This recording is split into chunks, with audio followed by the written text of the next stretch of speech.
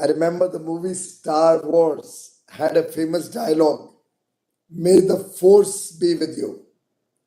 And I think the entrepreneurial force of Mumbai will drive the ICT as they come out into the real world and engage in different professions. John F. Kennedy had once said, one person can make a difference, and everyone should try to be that one person. And you have the privilege of having very distinguished alumni like Mr. Mukesh Ambani, Mr. Indravadan Modi, Nilesh Gupta from Lupin, Ashwin Dani, and several others. They have played an important role in making India Atmanirbhar, particularly in the chemicals and pharma sector. It's unbelievable how one institute can shape a whole sector. In fact, in some sense, the ICT is to the chemicals industry what very highly reputed Ivy League colleges are to the technology world or management world across nations. And I do believe each one of your students has a responsibility to carry this legacy forward. Entrepreneurs are best defined as nation builders and change makers. A changing mindset in the nation is revolutionizing the way we work, the way we live. Today, you buy medicines online, you consume knowledge online, you get a plumber or an electrician to come home, thereby democratizing opportunities for different vocations also. A sabjiwala in the neighborhood can take payments through the digital world. The world is changing. And only yesterday, I had the privilege to attend the ET Startup Awards functions in Bengaluru, where I witnessed the infectious energy of our young entrepreneurs, our innovators, our disruptors in person after a long time. I got a chance to talk to very promising young minds, somebody who's done some phenomenal work in healthcare, another who's done work in education technologies, the stock market, and different fields. As your event theme very appropriately suggests, India is going through a renaissance when we look at self-reliance, an Atmanirbharta renaissance. We are taking great leaps in innovation. Research and development is finally being recognized as an important element for developing or progressing the country into the new age. And I suspect nobody today is satisfied with incremental change, incremental improvement. We are all looking at orbital shift in the way we live and work. Look at how the UPI became an instrument to make India a global leader in digital transactions. Barely 5 years since its launch. Today we have the third largest startup ecosystem in India. Over 65,000 startups which are registered in our ministry in 5 years.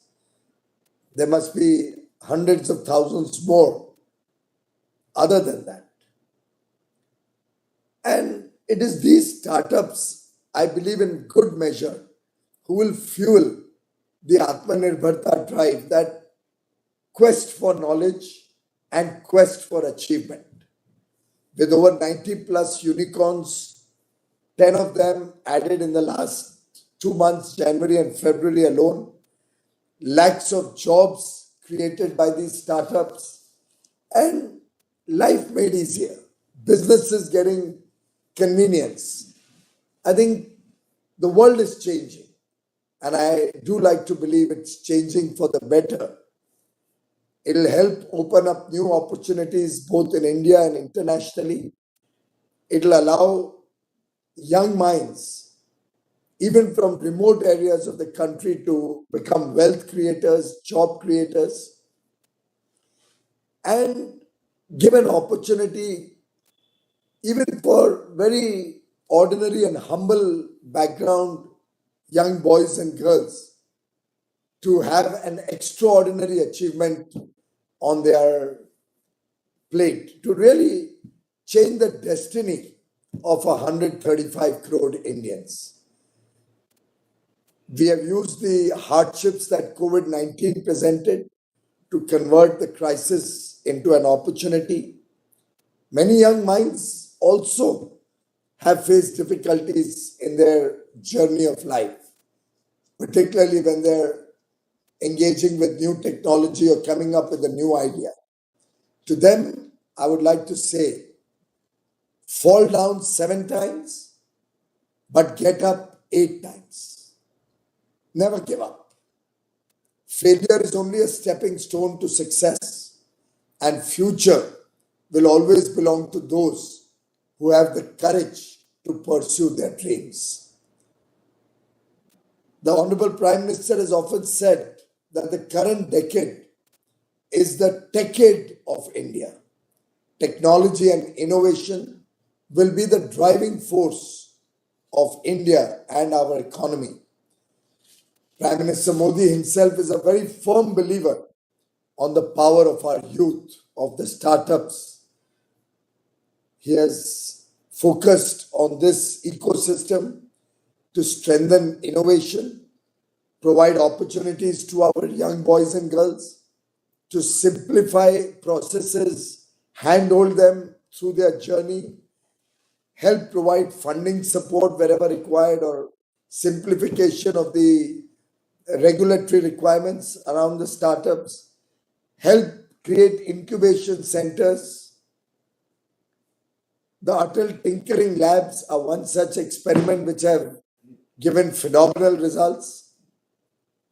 And I do believe the industry and academia partnership is going to define the India of tomorrow. Even in the budget of 2022 presented recently, we have reaffirmed our commitment to the startup ecosystem in India. Funds have been provided for the Startup India Seed Fund scheme. We are looking at significant participation of startups in defense, research and development. We are looking at creating a fund for agri-tech startups. Drones offers another opportunity for our young boys and girls. And in a sense, technical textiles is another area where we are doing significant effort to become a global player. ICT is known to have one of India's best fibers and textile technology department in the country. And chemicals and textile sectors also have a very important role to play when it comes to Atmanirbhar Bharat. The government, friends, can only act as an enabler. We can only facilitate the work that you are doing. But within that, we are working to make some transformational initiatives to promote different sectors. The production linked incentive scheme is one such initiative to promote global champions of scale in different sectors of production in India. In textiles, we are setting up 7 mega textile parks. We have also launched the National Technical Textiles Mission to position India as a global leader in technical textiles. Already approved about 31 projects so far, and wish to continue to approve more. And I would invite ICT, your faculty and your students to come up with some innovative research projects which I assure you will receive the best consideration of the committee which assesses this, and we'll be delighted to have you as a partner in our efforts to bring the spirit of inquiry amongst our young minds, particularly to promote new technologies.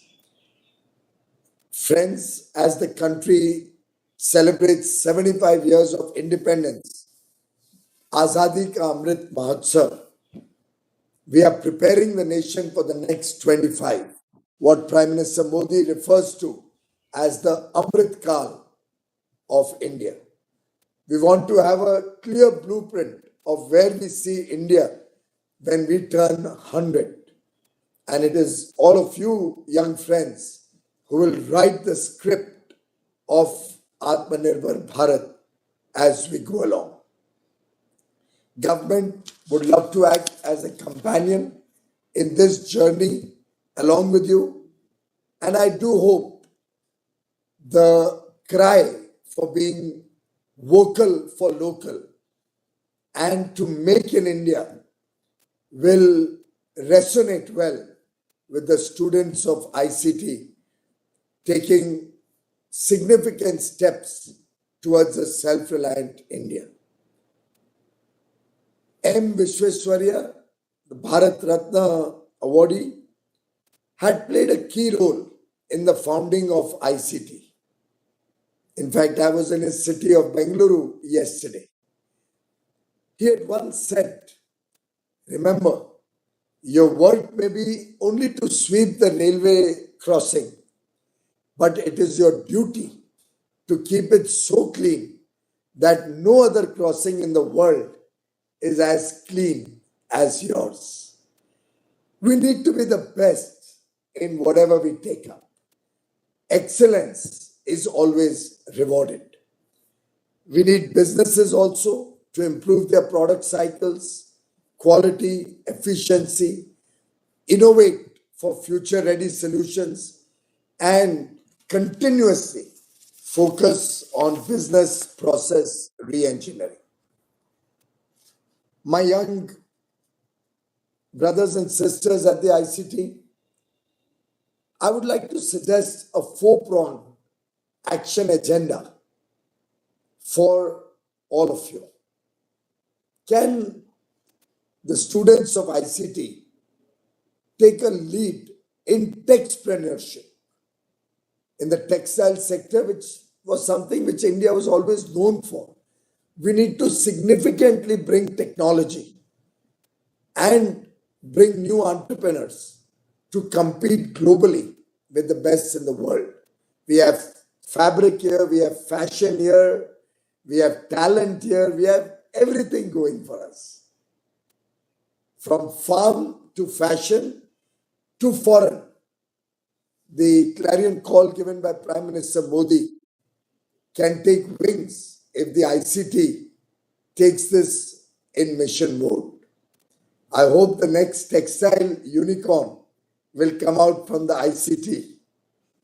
Number two, I would urge you to contribute to this renaissance that we are witnessing in self-reliance, helping India becoming Atmanirbhar. For example, the Prime Minister had once suggested that each one of us should look at our calendar of the day from the time we get up till we sleep, or maybe even after that. The cushions that we use or the quilt that we use, and pick up what are the items that are important in our daily use, and see whether we could not get those same items from Indian manufacturers. You'll be amazed at the huge potential to replace some of these day-to-day products with Indian manufactured products, which will not only reduce the foreign exchange burden on the country, strengthen our economy, give livelihood to crores of our brothers and sisters, the less privileged sections of society who have not got admission in ICT like all of you lucky boys and girls, and help India provide a better future for every child in this country. Number 3, can we focus on sustainability? Climate change is a real threat. If we explore methods to implement the 3 R's, reduce, reuse, and recycle, we can contribute to sustainability in a truly remarkable way. In fact, sustainable lifestyles is also an important element that the world is now recognizing. And I do hope all of us will also look at our own lives to see how we can contribute to sustainability. Number 4, we must keep our focus also on the tier 2, 3 cities or the smaller towns. We cannot allow development only to be focused in certain metropolitan cities or large cities or even in certain areas of the country. We need development to reach the northeastern parts of India. We need development to reach the eastern states, the northern parts of India in Jammu and Kashmir. We really need to, all of us, collectively work for a better tomorrow for our children from these regions. And therefore, today, India is confident and yet dissatisfied. It is a good thing to be dissatisfied because a satisfied individual can never bring transformation, can never bring change. We need hunger, we need fire in the belly to be able to do something, to be able to bring about some extraordinary achievement. And it is only the dissatisfied yet confident people who can change the world. India is the land of innovation and entrepreneurship. And I'm sure that each one of you will cultivate the same spirit of innovation and become job creators, become entrepreneurs, actually contribute to the nation in whatever field you may take up. Some of you may become teachers and professors. There can be no bigger contribution than training and teaching the next generation to be good citizens of this country. And personally, I think very often when we are children in school or college, we don't recognize the huge role that our teachers and professors and our college and schools have played in our lives. But truly, as you grow older and wiser, you realize the phenomenal contribution that the college environment, the teachers who toil day and night to make a man or woman out of us, to help us get that confidence to engage with the world, their contribution to our knowledge, their contribution to our thinking, their contribution to our very being cannot be measured in words. And therefore, I'd like to end on a note of deep appreciation to you, Professor Anirudh, and your entire team for the service to the nation, for your contribution to India, your contribution to give us such wonderful boys and girls coming out of the ICT, prepared to face the challenges of the world, prepared to take any ambitious target and succeed. May each one of you be a grand success. May each one of you succeed and live your dreams. Thank you very much. Thank you, sir.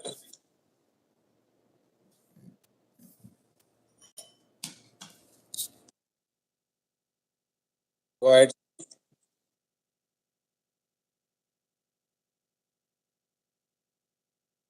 Honorable Minister, if I may, in fact, we had put up a proposal in the technical textile in National Textile Mission. A proposal was considered, but what they felt that we do not have that competence, in spite of the fact that we were involved in the development of carbon nanotubes, which has resulted into Baba Kavach, the bulletproof jacket. Our proposal was to make a carbon nanofiber based cloth, and we have the capability of doing that. We had roped in other agencies as well, but somehow it didn't go through. So we are on it, we are following it up. Yeah, why don't you make a presentation to Dr. Saraswat and Professor Vijay Raghavan and write into them for a review? Yeah. I'm sure they'll be happy to review it also. I will do But that. even if one proposal doesn't get accepted, doesn't mean the next No, may not get accepted. absolutely not. Absolutely not. I would like you to give 10 proposals Absolutely. and give bigger proposals also for something even bigger. I'm happy to look at that.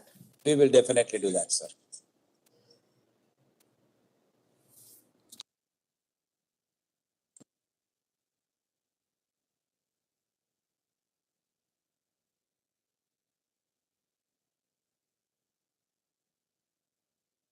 Okay, moving ahead. So, firstly, something that I would like to specifically mention is that, as you mentioned, that we are quite lucky to be a part of the Institute of Chemical Technology, and we're even luckier to be connecting with you being an honorable cabinet minister. So, sir, firstly, your speech was quite inciting, and moving on, I would like to go ahead with the question and answer session because after such an inciting session, I think the audience would have a lot of questions that, amongst which a few can be taken up right now. Sir, moving ahead with the question and answer session, one of the questions that first strikes me is that India has the largest youth population in the world. We are a labor surplus nation. So, how do you think that the labor force can be leveraged in a way that can help the growth of the Indian economy? Well, first of all, we should stop looking at our large population as a liability. We have to start looking at them as an asset, particularly because we have a very large proportion of our students who are in the younger age group, in the working age group. So, to my mind, that is the very first essential requirement that we recognize and respect all population as our big asset. Second, I think there are many labor intensive professions or areas of work or industry which we should start looking at becoming global champions in. Take, for example, the textile sector, since I'm also the textile minister. It's one of the largest employer or employment provider in the country, probably after agriculture. But our contribution to global market in the textile sector is still 3 or 4%. Why can we not be a bigger player in the world? We'll provide work to crores of people.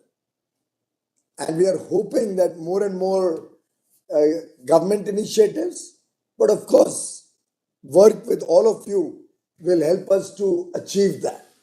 Similarly,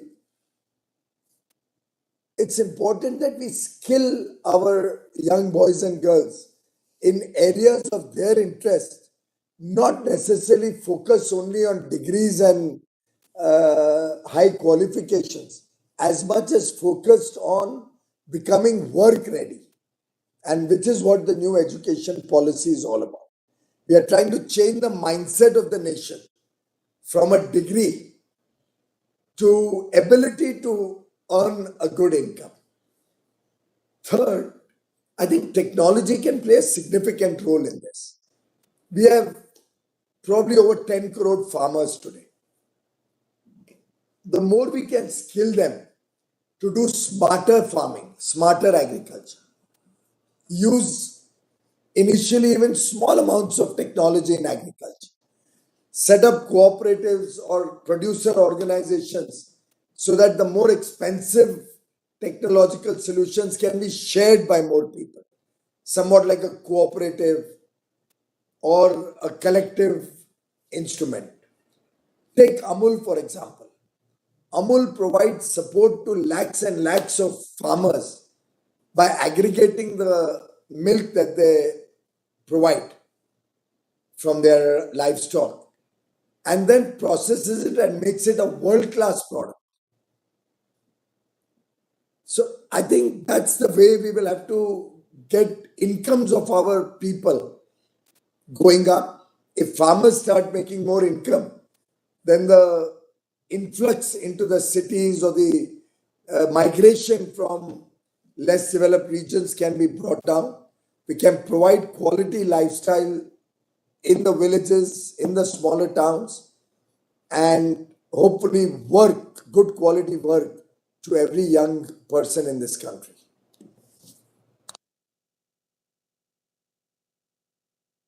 Okay, so that was really something that gives a lot of information and also inspires our youth. Sir, another question that we have from our participants is is quite related to your personal portfolios. So we have the question that you have such a versatile portfolio history, sir, as of now.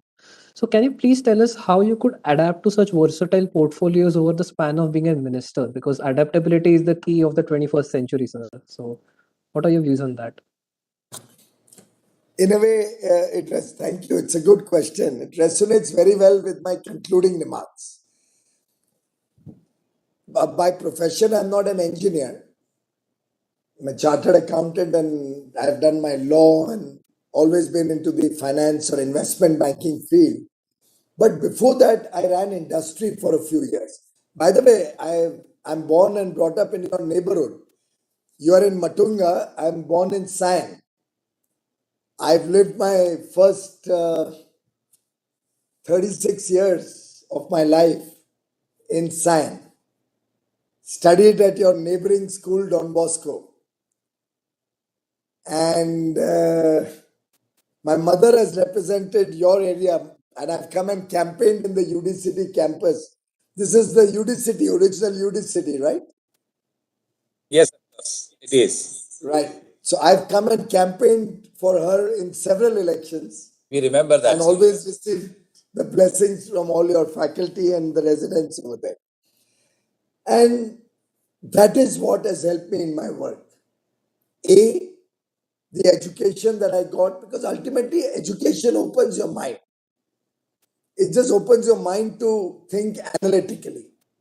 So as power minister or as railway minister or renewable energy minister or mining minister, I had to use elementary knowledge or logic to do the work that is required. There'll always be experts in the field.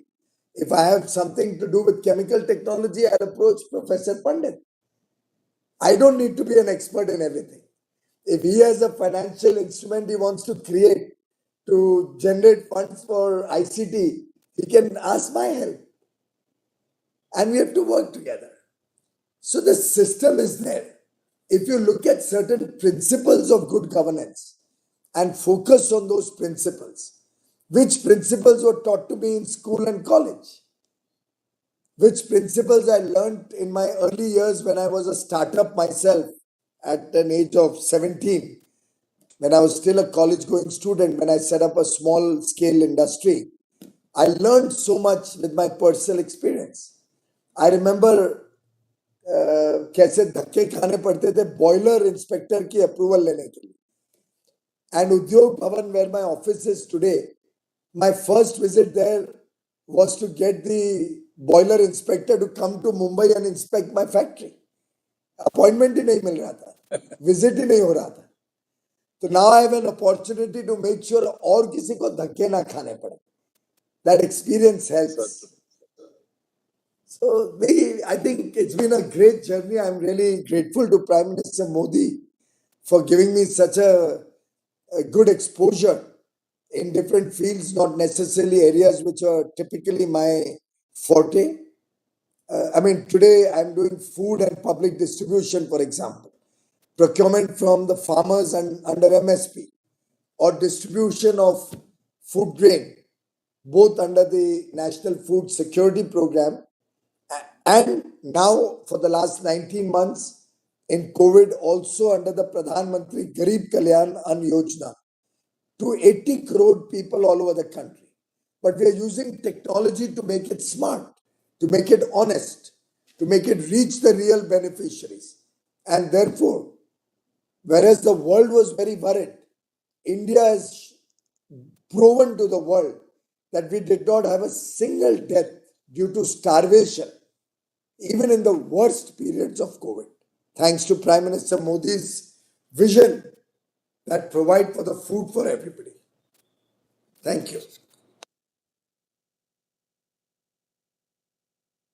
Okay, so the session of questions can keep going on because our attendees have a lot of questions, but because of a time constraint, we do have to wrap up. And first of all, I would like to thank our Honorable Cabinet Minister Shri Piyush Goyal ji with joint hands for coming up for the event and also embracing our E-Summit 2022. I would also like to thank our Honorable Vice Chancellor Shri Anirudh Panditji for also being present for the event and giving the introduction as well. I would also like to thank all our attendees who have come up for the event and who have turned up for eSummit 2022.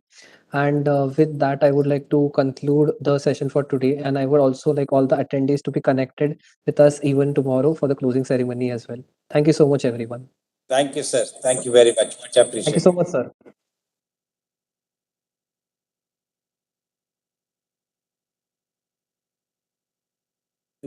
Always a privilege to interact with you, Mr. Pandit. And if I can be of any service to your organization, I'm only a phone call away. Thank Thanks you. a lot. I'll take that up. Thank you. Thank you very much. Thank you very much, sir.